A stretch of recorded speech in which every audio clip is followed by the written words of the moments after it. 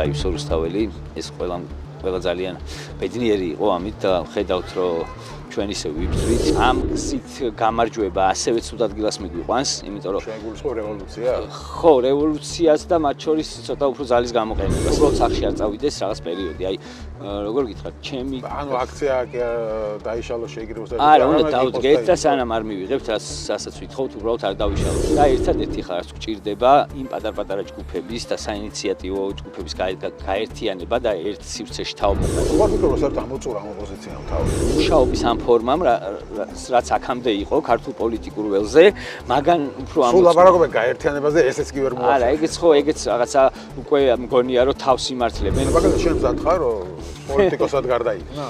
აი, მე ყველაფრის მზად ვარ. იმ ადამიანებთან ხო ვისანაც კონტაქტი მაქვს, იქ მაგის სრული გაცნობიერებაა, რომ რაღაც ტელევიზორში შრომით და კომენტატორობით ეს საქმე არ კეთდება და იმედი მაქვს, რომ ეს რაღაცა ფუჭი ანონსები არასდროს აღარ იქნება. წარმოიდგინე ფეხბურთელებისთვის, რომ რამე დაეშავებინა სისტემას. რა მოხდებოდა? ანუ ბუნდღა არ დარჩებოდა. სამწუხაროდ ის ფეხბურთელების კი ვინც პირველ ეტაპზე რაღაცას ხვას იღებენ. ისინიც გაჩვენდნენ. ხოლო მე მინდა ყველა მიცოდეს, რითი გააჩვენა შენი აზრით სისტემა? როგორ ხდება გელით პოლიტიკაში?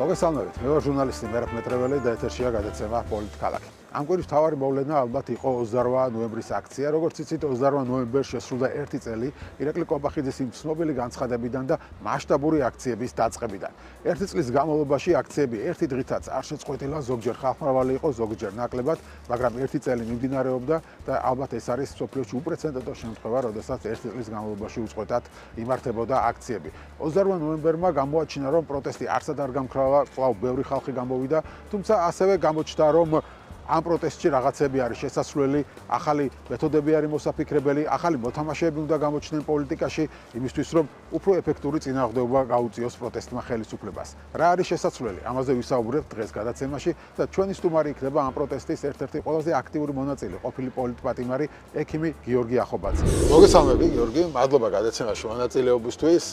ჩვენ ვისაუბრებთ ამ პროტესტის 1 წელზე, ჩვენი გადაცემის თემა ეს იქნება გუშინდელი აქცია, 1 წლის თავზე გამართული აქცია და მომავალში როგორ რა უნდა გაგრძელდეს და როგორ უნდა გაგრძელდეს. შენ შეგარჩი, იმიტომ რომ ერთ-ერთი ესეთი აქტიური მონაწილე ხარ ამ აქციების. ციხეში ჯექი ციხიდან გამოსვლის მერე სახლში არ წახვედი და ისო პროტესტში დაბრუნდი და მაინტერესებს ისეთი ადამიანების, როგორც შენ ხარ, აზრი თემაზე, თუ რა მოიტანა ერთმა წელმა და მე რა უნდა გაგრძელდეს, რა უნდა შეიცვალოს, ასე უნდა გაგრძელდეს ყველაფერი, რის იმედი შეიძლება კონდეს ან შენ გაქვს და ასე შემდეგ. მაგრამ დავიწყოთ გუშინდელი აქციით. გუშინდელ აქციას როგორ შეაფასებთ? პირველ რიგში მოგესალმები, მე მადლობა მოწვევისთვის. ძალიან მომწონს ეს ფორმატი, შენი ინტერვიუების და გამიხარდა. მაყურებელს მოგესალმები. ხო, გუშინდელი აქცია დავიწყებ ესე გუშინდელი აქციით, იმიტომ რომ ესეთი ემოციები იყო ყველა იყო ძალიან ბედნიერი, იმითი ისე კვლავ ერთმანეთის თანახვით. და იმითი რომ აი ერთმა წელმა რომლის დროსაც ალბათ რაღაცა არნახული ზეწოლა იყო რეჟიმის მხრიდან, ფინანსური, ფიზიკური, მორალური, ემოციური ყველანაირი და მიუხედავად ამისა მაინც გაივსო რუსთაველი, ეს ყველა ძალიან ბედნიერი იყო ამით და ხედავთ რომ ჩვენ ისე ვიბრძვით და არაფერი არ გაჩერდება სანამ არ მიიღებს საქართველოს მოქალაქეები სანამ არ მიიღებენ ისეთ ქვეყანას რომელიც სწორი მიმართულებით მიდის, მგონია რომ არ გავჩერდებით რა.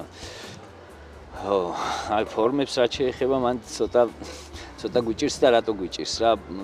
ამ პროტესტში ხა ისეთი ადამიანები არიან შეკრებილი, რომელიც მეტნაკლებად ცალკე აღებული ინდივიდუალურად ყველა ისეთია რა, უნიკალური, შემდგარი, რეალიზებული ადამიანია და გინდა არ გინდა, როცა ცხოვრებაში რაღაც საინტერესო საქმეები გიკეთებია და ამის შედეგიდან აყოფის ჭერია ხელში ესე ვთქვათ, მეტნაკლებად რაღაცა ეს ეგო ამბიცია არის, რომელიც და გონია რომ შენ ლაპარაკობ სწორი პოზიციიდან, შენი წინადადება, სხვის წინადადებაზე სწორიან, შენი ფრაზა, სხვის ფრაზაზე. ამბიციები გამოიხატება იმაში, რომ ყველა მისი იდეა არის. ხო, რაღაცა თავის წილის ჩადება უნდა, მე ამ რაღაცას რასაც იფიქრებს ძალიან ეძვირფასება და იმის დათმობა ენანება და რაღაც ესეთი მომენტები არის გადასალახი, რომელსაც ნელ-ნელა ალბათ მაგასაც ვაცნობიერებთ და ეს დათმობებიც ჩანს აშკარად ნელ-ნელა.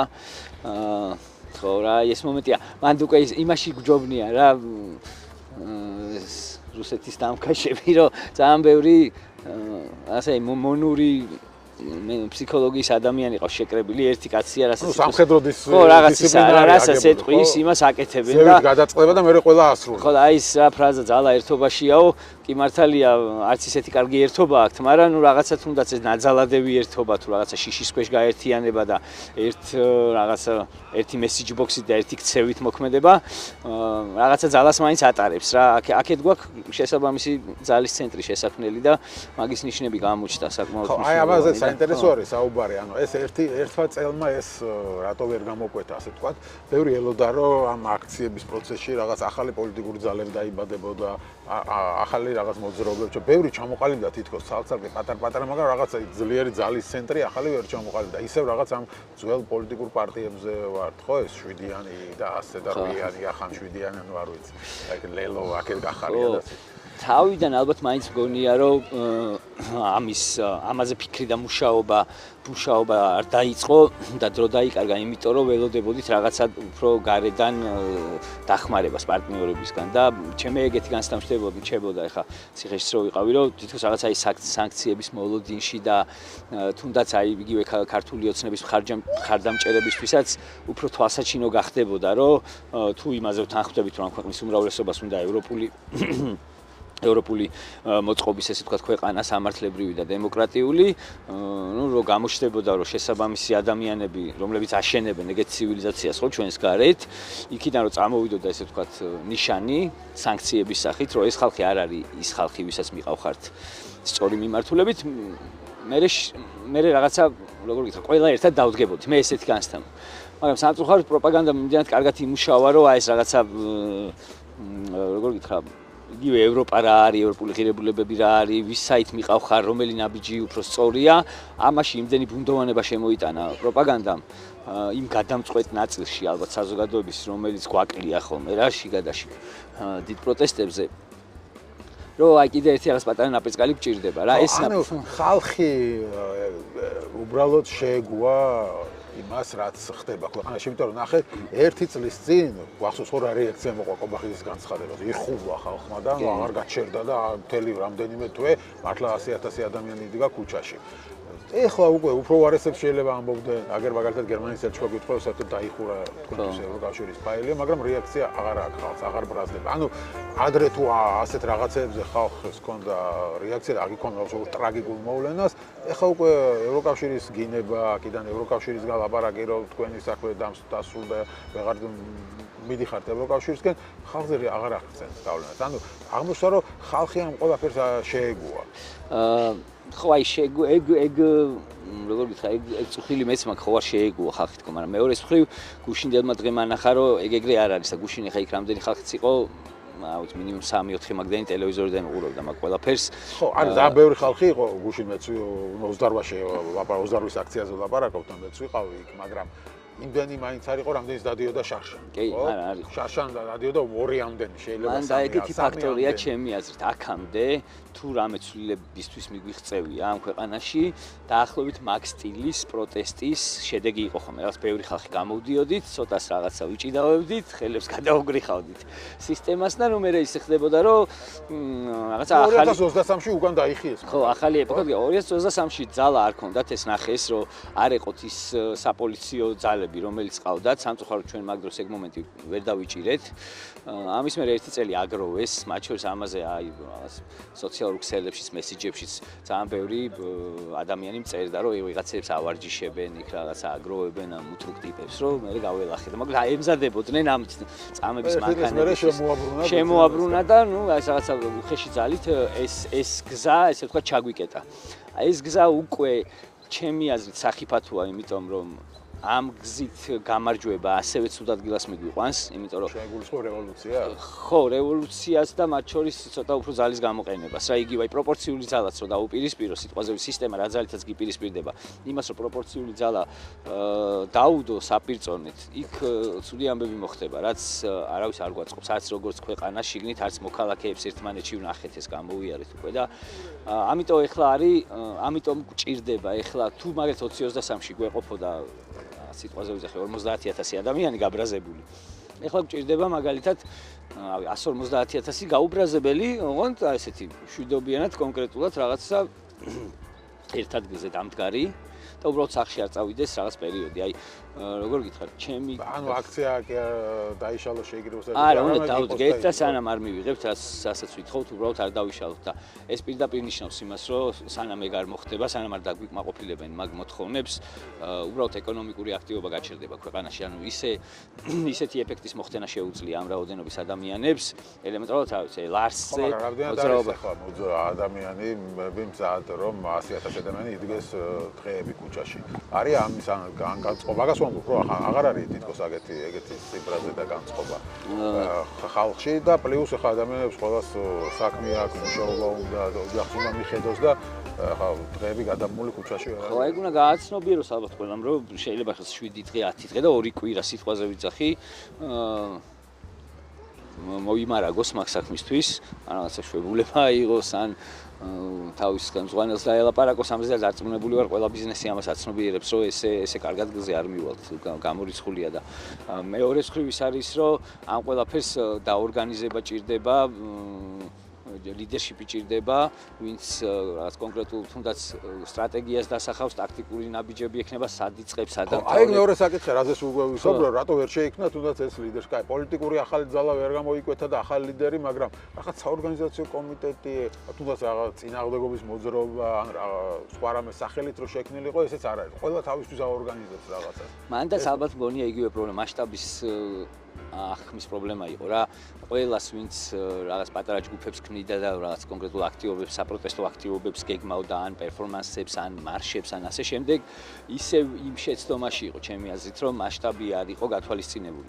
იმიტომ რომ სიტყვაზე 2000 კაცით იმ შედეგს ვერ დადებ, რაც საჭირო. ამის გაცნობიერება მოხდა და ერთადერთი ხარ რაც გჭირდება იმ პატარ-პატარა ჯგუფების და საინიციატივო ჯგუფების გაერთიანება და ერთ სივრცეში თავმოყრა და ერთი გზით მოძრაობა კონკრეტული რაც გაწერილი ნაბიჯების მიხედვით, რაც მიგვიყვანს მერე გამარჯვებამდე.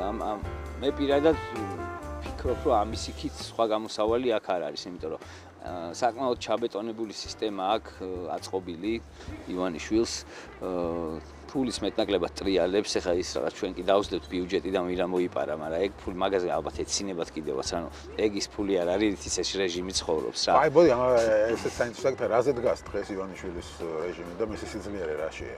ხო, ერთი არის იმაში, რომ ყველას თხრის, აი წვრილ ფეხებს ესე ვთქვათ, მაინც შედარებით საშუალოზე ოდნავ მაღალს და საშუალო რგოლს, საშუალებას აძლევს, რომ ჩვენი ფული ჭამონ, ესე ვთქვათ, სახში წაიღონ, მინისტრის მოადგილეებიდან ქვევით.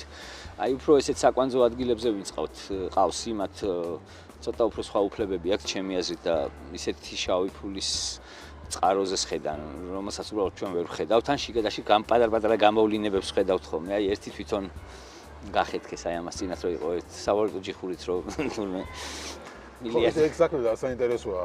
რაღაცა საოცარი რაოდენობის ფულზე ლაპარაკი რომ ვიღაცა ეკონომიკის 8%-ით ერთი მარტო სავარაუდო ჯიხურის ხელმძღვანელი იყო დაჭერილი.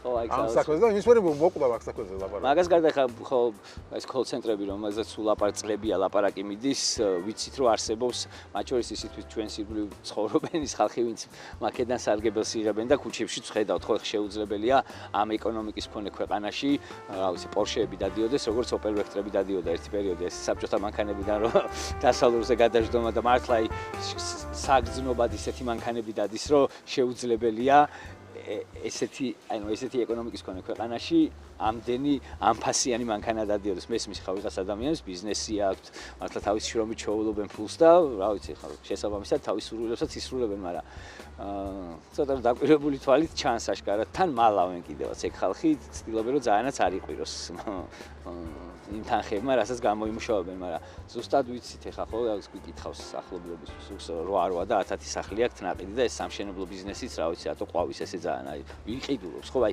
კითხვა რომ დავსვათ გავიგე რომ აი შეიძლება ქართული ოცნების ჩინოვნიკებს რაღაც თანხები ქონდეთ და ამ ბინებს ყიდულობდნენ და 10, 15, 20 გავიგე ხო რამდენი არიან ბოლო რაღაც მომენტში ხო გაჯერება ხდება რომ მეტი აღარ გინდა თუ რაღაც სხვა ინტერესები გიჩნდება და ვიღაცები ამ ბინებს ხო ყიდულობენ არც უცხოეთიდან არის იმხელა ნაკადი იყო ერთი რაღაცა თქვა ეს რუსების და ვფიქრობ რომ შავი ფული ტრიალებს და კოლ ცენტრების კოლ ცენტრი ერთი პლუს მე აი რა კიდე ერთი პატარა სიგნალი ეს საწყალი კაცი რო ყავთ დაჭერილი ახლა სატვირთო მანქანით 100 მილიონის ჰეროინი თუ რაღაცით რო დაიჭირეს უბრალოდ რო გაჩვენეს რო დაიჭირეს თორე ახლა რამდენი ეგეთი ქარავანი დადის ახლა საქართველოს გავლით კაცმა არიცის კი არა ჩანს რო ეგრეა მე აი ლილუაშვილი და გომელაური როგორც კი გაწიეს თანამდებობებიდან მომენტალურად წამოვიდა ეს კასკადი ამ მისი გამსაღებლების დაჭერის რა ეგრეთ წოდებული ბარიგების და შეიცვალა პატრონები შეიცვალნენ ესე ვთქვათ რა ამ ბარიგებს როგორც ჩანს იმიტომ რომ შეუძლებელი რაღაცა უცებ ესე გაუნათდათ თვალებში და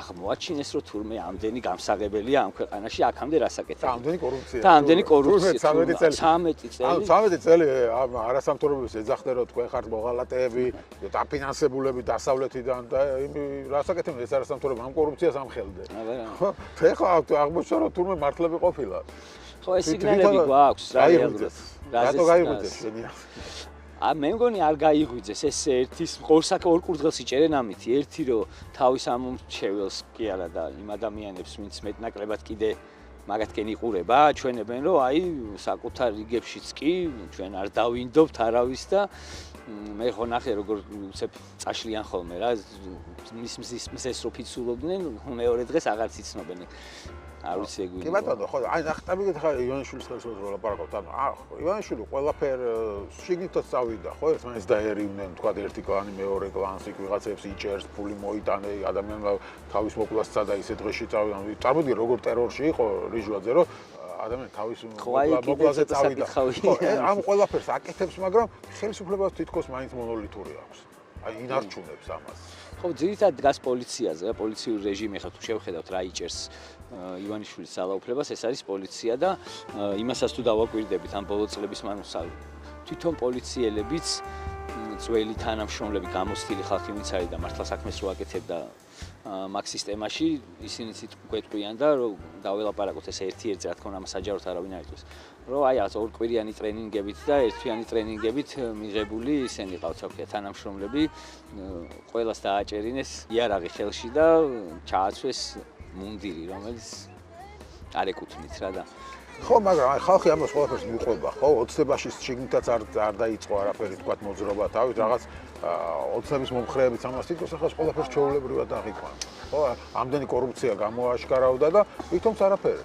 ხო კორუფციაზე ეს თავად ოცნების მომხრეებში არაფერზე მათ რეაქცია არ აქვს ყველაფერში მიყვებიან კორუფცია სულ იყო და მეც იქნებაო ესეთი ის მომისმენია მაგაზე პასუხი ანუ ვინც არ უნდა მოვიდა შენ რო იყო რა არ მოიპარა ესეთი ისაა და ნუ აი ხე უცნაურია ესე ადამიანს ესე ელაპარაკო შეურაცხყოფელიც არის მათ შორის ხო ვიღაცებს აქვთ სინდისის ზარღვი დაკარგული და გაწყვეტილი ვიღაცებს არა აქვს და მესმის რომ აქამდე ესეთი პოლიტიკოსები იყვნენ სამწუხაროდ ხელისუფლებაში რომ ეს შტაბ-შტაბი შეიძლება დაგჭეს რომ ყველა ესე შვება მაგრამ არც სტრატეგია დასათო ხო მაგრამ აი ეს ხალხი ნუ მასა მოსახლეობის ხო შენს თქვი ხა მეც ხვდება ადამიანები რომლებიც ისე ტრაგიკულად სულაც არ აღიქვამენ სიტუაციას როგორც ვარათად ჩვენ ხო სულად ფიქრობ რომ რაღაცა განსაკუთრებული ხდება ამ ქვეყანაში და აი ამ ხალხს რას ეთყოდი ანუ რა რო კითხავს ეს ადამიანო რომ რა რატო გახარ ქუჩაში ამდენი ხანი ხო ეხა რა ხდება ისეთი ხა განსაკუთრებული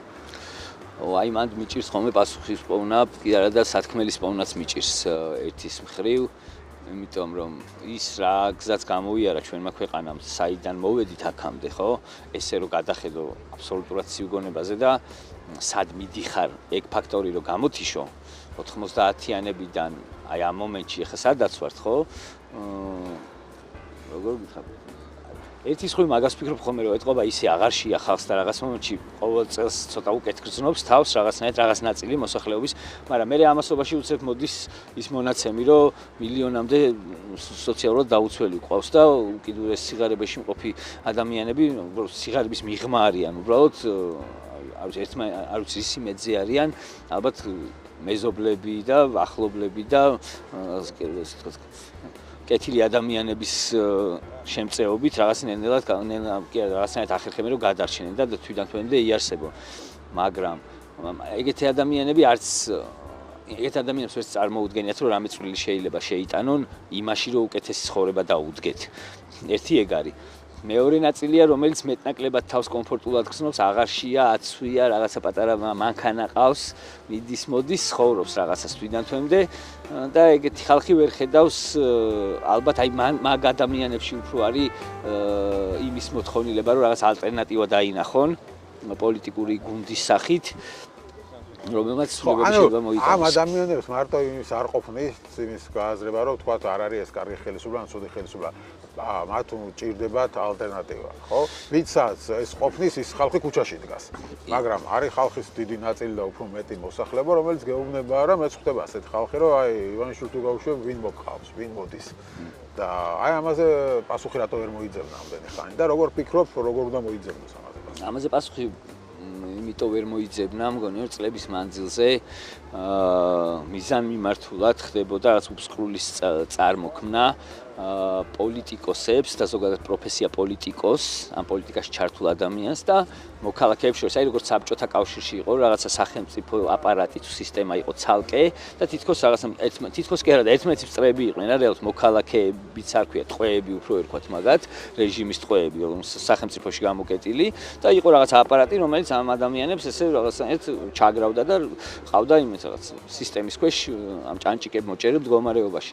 აი მაგისკენ მიყავდათ, რომ ეს პოლიტიკოსი ყველა ბინძურია, ყველა რაღაც არაგულწრფელია, ყველა პირად გამორჩენაზე ფიქრობს და შენთვის როგორც მოქალაქისთვის არავინ არ იქნება და მოდი ისევ მე დავრჩები და აი რაღაც ხან სკვერს გაგირემონტებ იქ რაღაცა ხან პატარა 400 ლარიან სოციალურ დახმარებას მოგიგდებ ხან რაღაცა კონცერტზე ჩამოგიყვან ვიღაც ვარსკვლავს და აი ეს რაღაცა ისეთი რა დღევანდელი კვერცხის შემოგდების პრინციპით ხვალინდელ ქათამს არაჩვენებს რა და პოლიტიკოსების მხრიდანაც ერთის მხრივ ხო რაც შეუძლიათ აკეთებენ, მაგრამ მეორეს მხრივ ცოტა უფრო როგორ ვიტყვი, კარგი გაგებით აგრესიული რიტორიკა უნდა გქონდეთ, რომ ეგრე არ არის რა, რომ თუ მართლა როცა სუფთა ხარ ადამიანი, ხო რაღაც მომენტში და მიდიხარ მოქალაქესთან როგორ ვიტყვი, ეუბნები რომ მე ვარ ის პოლიტიკოსი, რომელიც შენ ცხოვრებას გააუმჯობესებს ცოტა უფრო ისე უნდა იყო რა ომახიანად ამ შენ პოზიციონირებაში, ამას გარდა თანამშრომლობისკენ უნდა იყო ესე ვთქვათ მიდრეკილი სხვა პოლიტიკურ ძალებთან, რომ დაინახოს იმ ადამიანმა, რომ შენ შეგიძლია კოალიციაშიც ყოფნა, შენ შეგიძლია რაღაცა პირადი ვიწრო პარტიული ინტერესების უკან გაწევა. ამას ეს ოპოზიცია ვერ ანახებს, ხო? ხო ვფიქრობ, რომ საერთოდ ამოწურა ამ ოპოზიციამ თავი. ამ ოპოზიციისგან აღარაფერი აღარ გამოვა, ასეთი დამოკიდებულება მომსმენია ბევრი. ურთიერთობების, იცი, ოპოზიციამ თავი ამოწურა, ერთის მხრივ ცალკე რო აიღო პიროვნულად, ხო, ვინ არიან ახლა პოლიტიკაში, ხო? და ერთ-ერთზე განიხილვა, აი რა შეცდომები დაუშვია, ხო? შეიძლება ბევრი ისეთი კატასტროფას ვერ იპოვო, რაც ერთი შეხედვით ესე ერთქვაფში ჩაყრილზე ჩანს. მაგრამ ამ ოპოზიციამ კი არ ამოწურა რაღაც კონკრეტულმა პერსონებმა ალბათ ამოწურეს თავისი თავი. ხო, ახლა ამოწურეს, ამბობ გულისხმობთ ძირითადად იმ ხალხს, ვინც დიდხანს არის. ხო, კონკრეტულმა პერსონებმა სავარაუდოდ ამოწურეს. დიდხანს იგრძვიან ნაციონალური მოძრაობის თამადობით და ვერაფერს ვერ მიახდიეს ასე. და მეორე მხრივ ურთიერთობის ამ ფორმამ და რაღაცა მუშაობის ამ ფორმამ, რაც აქამდე იყო ქართულ პოლიტიკურ ველზე, მაგან უფრო ამოწურა. სულ ლაპარაკობენ გაერთიანებაზე, ესეც კი ვერ მოახერხეს. არა, ეგეც ხო, ეგეც რაღაცა უკვე მგონია, რომ თავს იმართლებენ მაგითი, რომ აი ჩვენ სწორად ვფიქრობთ, ან სწორად მოძრაობთ, რომ აი ხვდებით, რომ ერთიანობაა საჭირო და რა ვიცი, ხა თუ ხვდები, შენი გასაკეთებელია ეგ ერთიანობა, ხა ჩვენ ანაერად გავაკეთოთ, შენს მაგიროთ, ხო ეგ ერთიანობა.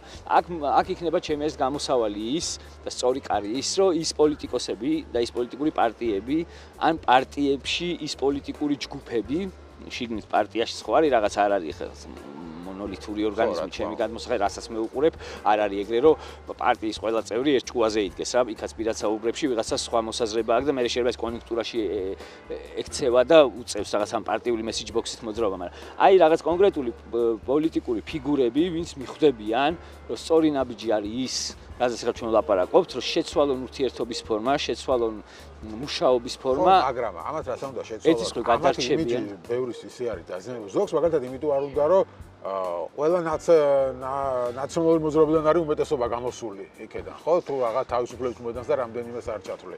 ზოგს ამიტომ არ უნდა, ხო? რა განსხვავება ვერ ხედავს იმას და ნაცებს შორის და ნაცები არ უნდა.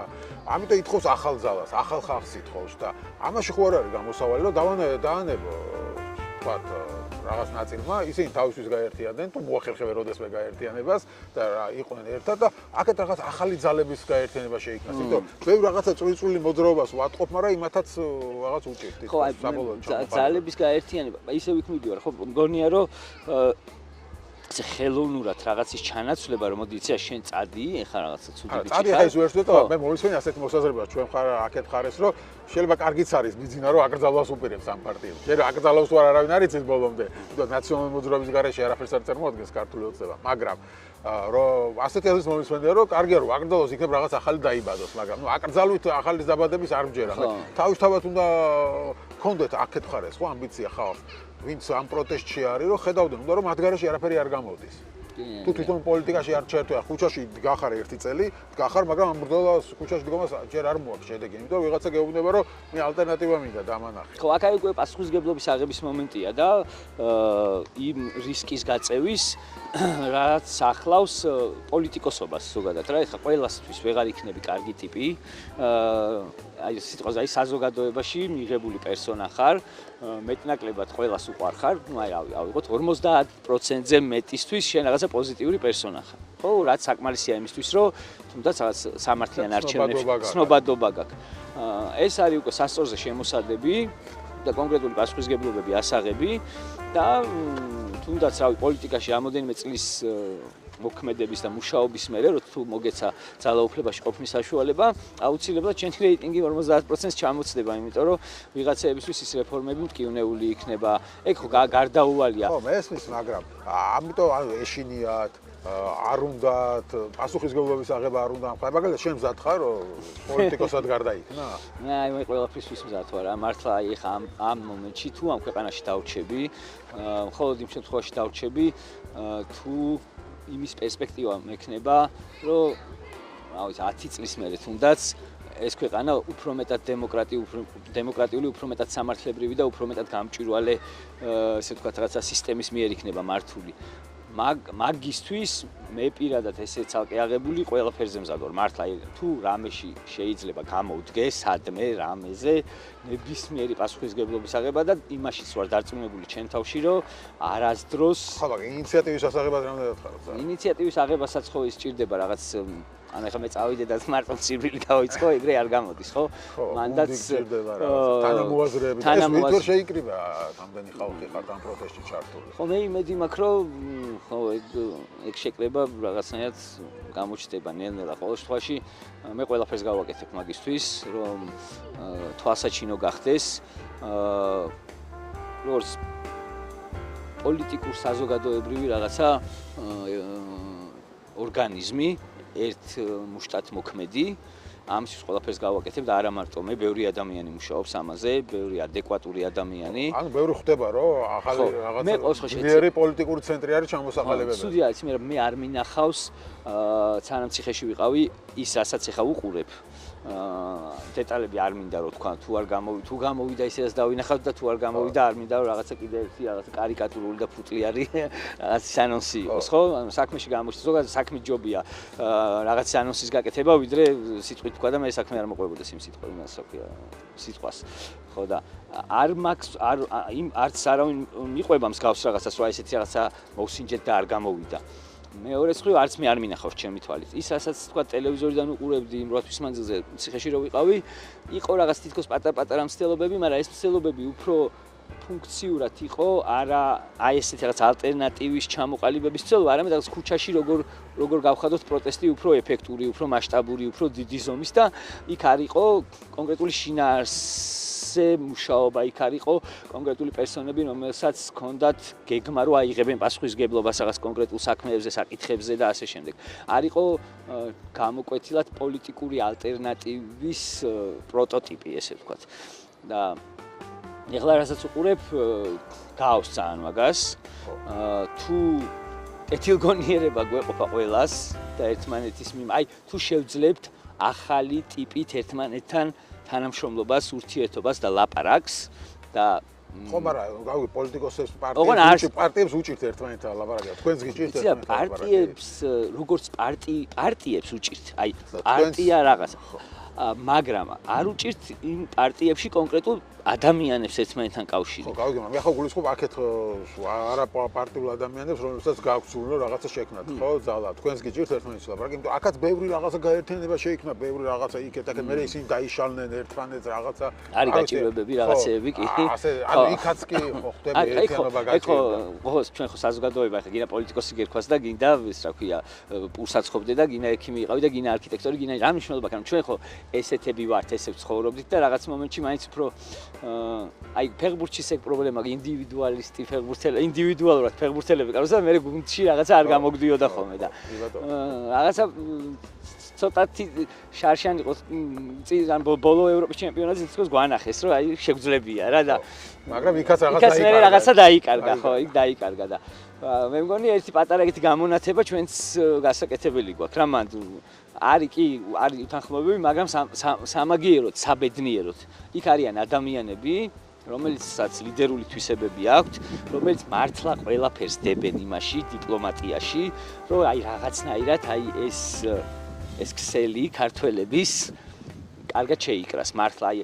ბევრია ეგეთის ბევრია გონია რომ საკმარისია მაგისთვის ვისაც ყოფნის დიპლომატია და ვისაც ყოფნის უნარები საუბრის რომ ერთად რაღაცნაირად დასვას ადამიანები ერთმანეთთან ალაპარაკონ ისე რომ აი ასწავლონ რაღაცა დათმობაც ასწავლონ კომპრომისი და ნუ ვინც მოახერხებს ამას ეს უკვე ჩვენი პასუხისგებლობა აი პოლიტიკოსებისკენ თავის პასუხისგებლობა და საზოგადოებაშიც ჩვენი პასუხისგებლობა თითოეული მოქალაქის რომ როცა ხვდები რომ სადაც კონფლიქტი იბადება შენ თავში უნდა დაფიქრდე რა შეგიძლია გააკეთო რომ ეს კონფლიქტი გააჩერო იმიტომ რომ თუ არ შენ დაფიქრდები და არც მეორე მხარე მე გამოდის ხოლმე და Facebook-ზე ხან სუსებს ვეძახით ერთმანეთს ხან რაღაცა ხო რაც ხდება ანუ მოდი ახლა რომ შევაჯამოთ ეს ხო რა არის ხვალინდან უკვე გასაკეთებელი იმისთვის რომ რაღაცა შეიცვალოს ამ ქვეყანაში თუ მოგვიწევს მაშინ შევეგუოთ და დავუდგოთ 2028 წელს არჩევნებს სადაც რა მოხდება არავინ არ არის. ხო, ერთი არის გასაკეთებელი ის, რომ ნებისმიერი მოქალაქე, რომელიც გზნობს თავის თავში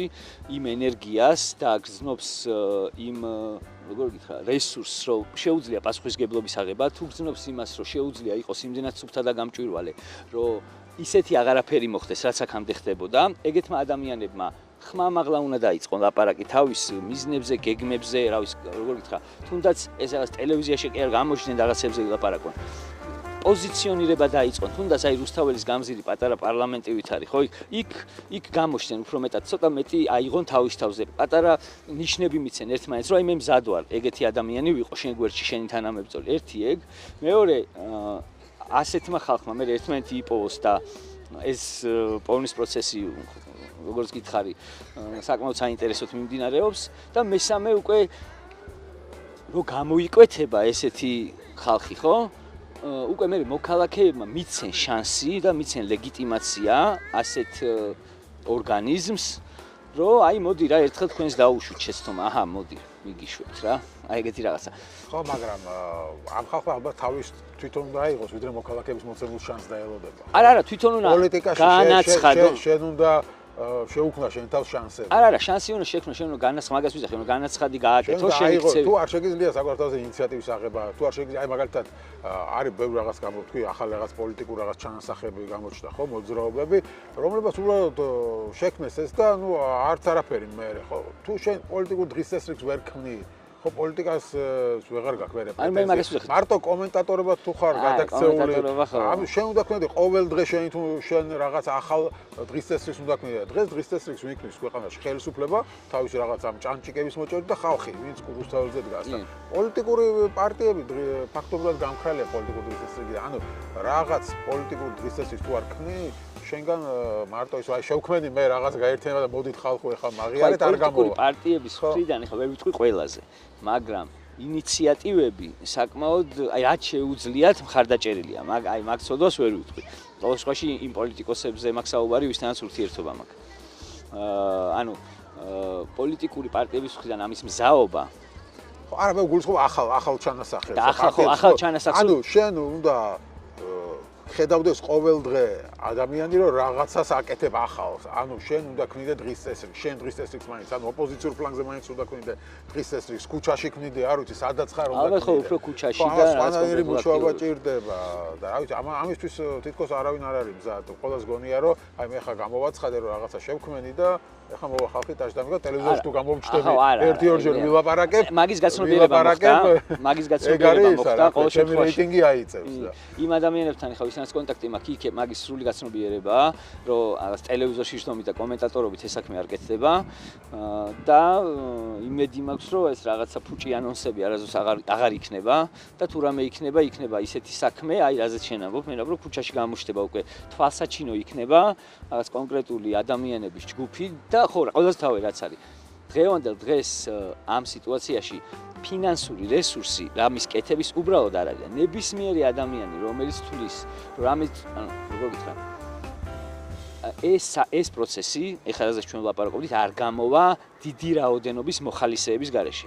ანუ ყველა ადამიანი, ვისაც აქვს განცდა, რომ შეუძლია და უნდა რომ რაღაც წვლილი შეიტანოს და აგური დადოს ამ ქვეყნის მშენებლობაში, თავის პროფესიული უნარჩვევები იქნება თუ ინტელექტუალური რესურსი იქნება თუ ფიზიკური იქნება თუ რაღაც ნებისმიერი მატერიალური, ტექნიკური, პატარ-პატარა აგური აქვს ყველას დასადები. ანუ კიდე ერთი ძალიან მნიშვნელოვანი რესურსი, რომელიც დასაკონსოლიდირებელი არის ენთუზიასტები და მოხალისეებრივად მოქმედი მოქალაქეების და ნუ რა ვიცი პერსონები რა აქვს მნიშვნელობა რა ფუნქციას აიღებენ. მოხალისეობა არის დასაკონსოლიდირებელი ამ ყველაფერთან ერთად, იმიტომ რომ არ არსებობს ბიზნესი, არ არსებობს წყარო, რომელმაც შეიძლება ეს რაღაც კლასიკურად დაგიფინანსოს შენ როგორც ვთქვათ, აი პოლიტიკური პარტიის მოლიდან მშენებლობა. ყველაფერი პრობლემაა, იმიტომ რომ ერთმა ადამიანმა ანუ წარმოგიდგენთ ხა მთელი ეს რუსული კანონი და რაღაცები. ყველაფერი მაგისკენ იმისთვის რომ ერთადერთი ფული, რომელიც ბიძინა ივანიშვილის კონტროლის გარეშე და ხელისუფლების კონტროლის გარეშე შემოდიოდა ქვეყანაში, იყო ეს NGO-ების და მედიის დაფინანსება დასავლეთიდან, მედიის რაღაც ნაწილის დაფინანსება დასავლეთიდან და ესეც ვერ აიტანეს. როგორ შეიძლება ჩვენი კონტროლის გარეშე რაღაც ფული მოძრაობდეს და ჩაკეტეს. ამის გამო მოხდა მთელი ეს ყველაფერი. ანუ ახლა ფაქტობრივად არანაირი ფული ამ ქვეყანაში არ მოძრაობს ბიზნესის პარტიის გარეშე. ყველა უნდა შეეგუოს. აი მანდ იქნება კიდე ერთი ჩვენი გამოსტა და ტესტი მაგაზე, აი ამ გამოსტას თუ ჩავაბარებთ, რომ ესეთი მნიშვნელოვანი საქმეა გასაკეთებელი.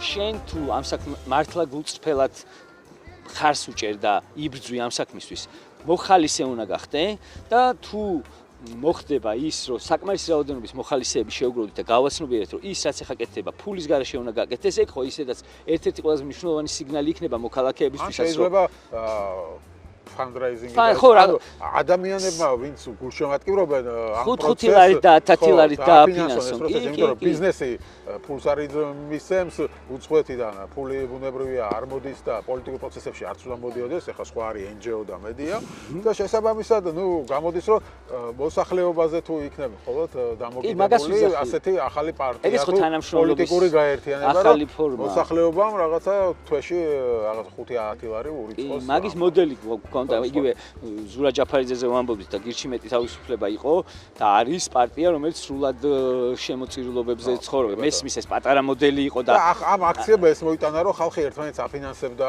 თქვათ პარტიბრების ფულს აგროვებენ, ჯარიმების ფულს უგროვებენ, ასე შემდეგ და ამის გამოსილება შევიძინეთ, ხო? მიეჩვიოს, რომ მე პოლიტიკური პარტიებიც დააფინანსოს, სხვანაირად არ გამოვა. პოლიტიკური პარტიას და თუნდაც აი ის რაღაცა პოლიტიკური მოძრაობა და გაერთიანება რაღაც ორგანიზმი, რომელიც შეიქმნება იმას, რომ დაჭირდება ბევრი საქმე არის გასაკეთებელი, ჭირდება ამას ვიღაცებმა ითავო. ბევრი საქმეა გასაკეთებელი, ბევრი პასუხისმგებლობა ასაღები და ინიციატივებია საჭირო, რომ კონკრეტულად, როდესაც იცი შენ რომ რაღაცის გაკეთება შეგიძლია კარგად, მოხვიდე და იმ ხალხს უთხრა, რომ მე შენ აი ამაში შემიძლია დაგეხმარო. და ბოლოს ეხლა ფეხბურთი ახსენე ანალოგია მოყავდა და ბოლოს ამ სპორტის და პოლიტიკის თემაზეც მინდა კითხო. ხო, ხალხი ფეხბურთელებსაც გაუბრას და რომ ამ პროცესში ხმას აღარ იღებ თუ აგერ გუშინ რამდენიმე დღის წინ შერმადინს ესეთი ამბავი დაემართა გამოსამშვიდობებელი. ძალიან სამწუხაროა.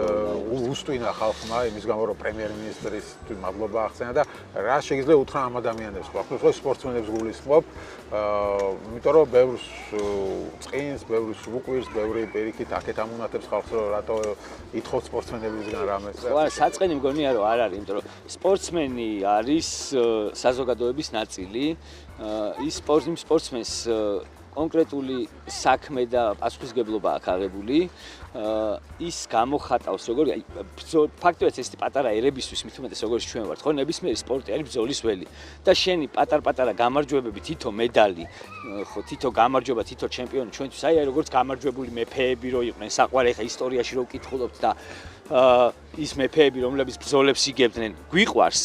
აი მინდა რომ გააცნობიერონ სპორტსმენებმა რომ იმის პატარა მინი მოდელები არიან ქართველებისთვის და როდესაც медаლი რაღაც ივანიშვილის ყულაბაში არ უნდა მიიტანო. მე რომ მიდიხარ და შენ აი ამ სიყვარულს, ამ ხელა სიყვარულს და ამ ხელა მხარდა აი არ ვიცი წარმომიდგენი ეგ ადამიანები აი ყველასთვის საყვარელი სპორტსმენები და თუნდაც საზოგადო გამოჩენილი ადამიანები ცნობადი ქუჩაში რო დადიან იმ ხელა სიყვარულს იღებენ აი ეს რანაირად შეიძლება გაცვალო ივანიშვილის ყულაბასთან თბილად ყოფნაში ხო ეგ არის რეალურად ხო ან რითი შეიძლება შეგაშინონ როცა შენ ამ ხელა ზურგი ყავს მოქალაქეების სახით საზოგადოებაში აბა ერთი გაბედოს და ვინმე სისტემიდან ეგეთ ადამიანს შეეხოს მიიღებს აი წარმოგიდგენია ფეხბურთელებისთვის რომ რამე დაეშავებინა სისტემას რა მოხდებოდა ანუ ბუნდღა არ დარჩებოდა და სამწუხაროდ ის ფეხბურთელების კი ვინც პირველ ეტაპზე რაღაცას ხმას იღებენ ისინიც გაჩნდნენ ხოლო მე მინდა ყველა მიცოდეს რითი გააჩუმა შენი აზრით სისტემას არ მინდა რომ რაღაცები თქვა